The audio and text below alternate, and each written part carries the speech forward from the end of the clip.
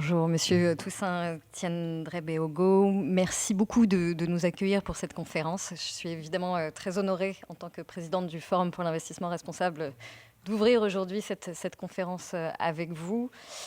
Quelques mots peut-être déjà sur ce qu'est le Forum pour l'investissement responsable et les raisons pour lesquelles nous avons tenu à tenir cette conférence aujourd'hui sur un sujet peut-être assez original, en tout cas sujet sur lequel nous n'avons pas l'habitude de concentrer nos efforts dans le monde de la finance. Et c'est l'une des raisons pour lesquelles je suis particulièrement heureuse d'être là avec vous ce matin.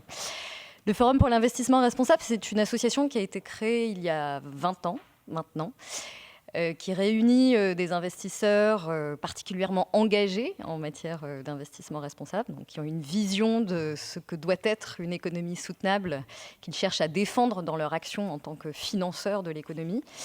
Et donc ce sont des sociétés de gestion, ce sont des investisseurs institutionnels, ce sont des banques, des asset managers, des gens dont on n'a pas l'habitude d'entendre parler sur ces questions, qui ont décidé de s'associer à des acteurs de la société civile, donc des syndicats, des ONG, et au sein de notre conseil d'administration, la Fondation pour les droits de l'homme fait partie en fait des membres actifs du FIR et fait partie de notre conseil d'administration. Donc nous tenons à associer les ONG à nos travaux. Et puis nous avons aussi réuni au sein du FIR des représentants du monde académique, des journalistes, des avocats, etc. Donc c'est une association multipartie prenante qui cherche à donc utiliser le pouvoir qu'ont les actionnaires, le pouvoir qu'a la finance, pour amener les entreprises dans lesquelles elles investissent, mais aussi plus généralement l'économie, à se réorienter vers une économie soutenable qui respecte bien sûr les hommes, qui agit pour l'inclusion sociale, mais aussi pour le respect de l'environnement. C'est un vaste programme très ambitieux qui se décline au quotidien pour nous, puisque nous agissons dans les assemblées générales, nous organisons des dialogues entre justement acteurs de la société civile et investisseurs, des briefs investisseurs sur certaines entreprises quand nous constatons des problématiques sur certaines entreprises, des controverses, des atteintes aux droits de l'homme, des atteintes à l'environnement. Pour faire en sorte que les investisseurs ensuite utilisent leur pouvoir dans les assemblées générales en déposant des résolutions notamment pour améliorer les choses et pour faire en sorte que ces entreprises réduisent leurs impacts négatifs. Ça fait partie des actions, l'une des multiples actions que nous menons. Je vous invite à aller sur notre site internet pour en savoir plus. Mais aujourd'hui, je voudrais dessiner avec vous peut-être la problématique de cette matinée. J'avoue que quand Grégoire m'a proposé d'organiser cette conférence, je voyais peu le lien qu'il pouvait y avoir entre investissement et culture.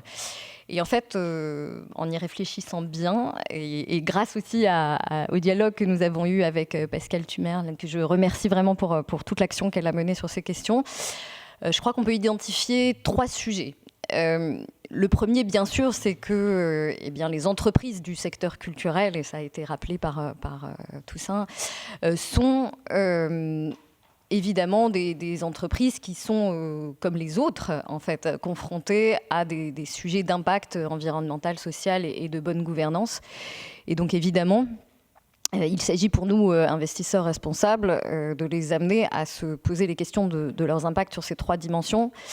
Et notamment peut-être plus particulièrement parce qu'elles agissent dans le domaine de la culture, se poser des questions sur leur raison d'être, des questions sur la déontologie, des questions aussi sur la façon dont elles traitent leurs salariés, et puis aussi des questions sur la façon dont elles traitent les enjeux de diversité culturelle, bien sûr, dans un secteur qui est en pleine concentration.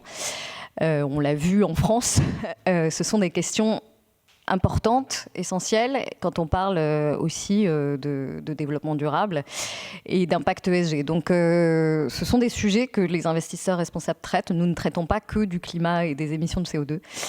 Nous tenons aussi à engager les sociétés sur ces sujets. Ça, c'est le premier point et nos intervenants en parleront. Le deuxième, c'est bien sûr le fait que ces entreprises du secteur de la culture, enfin ces acteurs de la culture, ont une responsabilité gigantesque sur notre représentation culturelle, sur même notre définition de ce qu'est le bonheur, je dirais, de ce qu'est vivre dans un monde finalement où il fait bon vivre. Bref, sans vouloir nous amener à penser que le cinéma, la littérature, l'art, de façon générale, doit promouvoir une certaine vision du monde. Il faut bien sûr préserver la liberté d'expression à tout prix.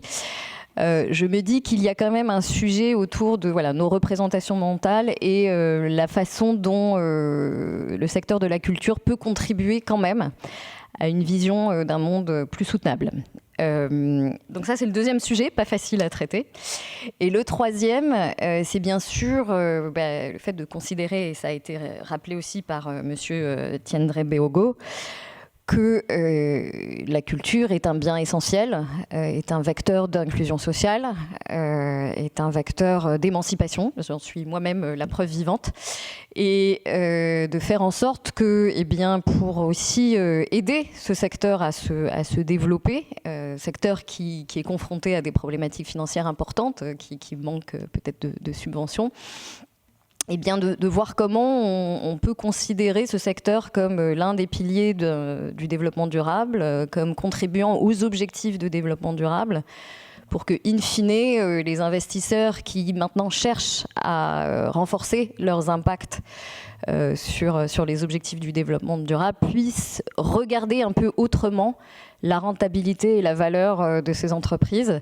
J'en parlais tout à l'heure avec l'un des acteurs du secteur du numérique et du streaming qui me disait que c'est quand même très très compliqué de trouver des financements et de trouver des investisseurs qui peuvent investir dans ces secteurs parce que les investisseurs ont quand même les yeux rivés au retour sur investissement et que dans le domaine de la culture, le retour sur investissement n'est pas à 2 chiffres.